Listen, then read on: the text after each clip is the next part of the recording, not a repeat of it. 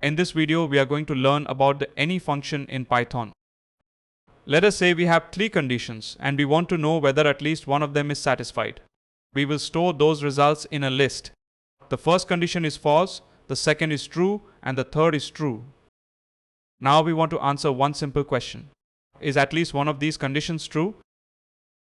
Instead of checking every item separately, Python gives us the any function. We pass our list to any and print the result. Let us run the program.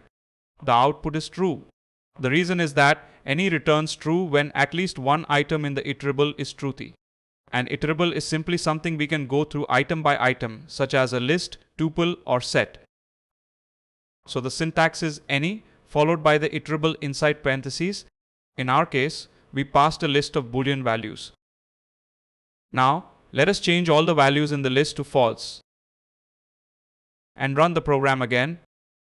This time, the output is false. All three values are false, so any returns false. Now, any does not work only with the Boolean values true and false. Python also treats some other values as true or false when they are used in a Boolean context.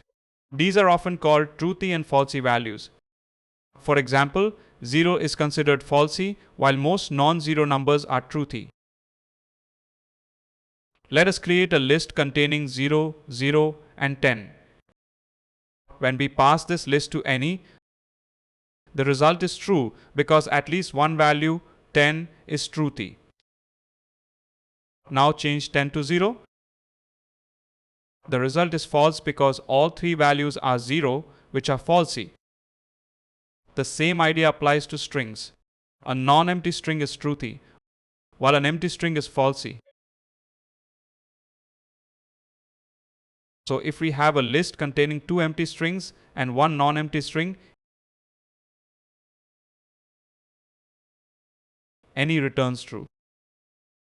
But if all the strings are empty, any returns false. There is one more case that is useful to know.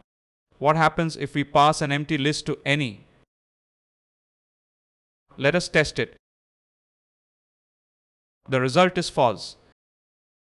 This happens because there are no truthy items in an empty iterable. So any returns false. Internally, any can also stop as soon as it finds the first truthy value. It does not need to continue checking the remaining items because the final result is already known. So the main thing to remember is this. The any function returns true when at least one item in an iterable is truthy. If all the items are falsy, it returns false.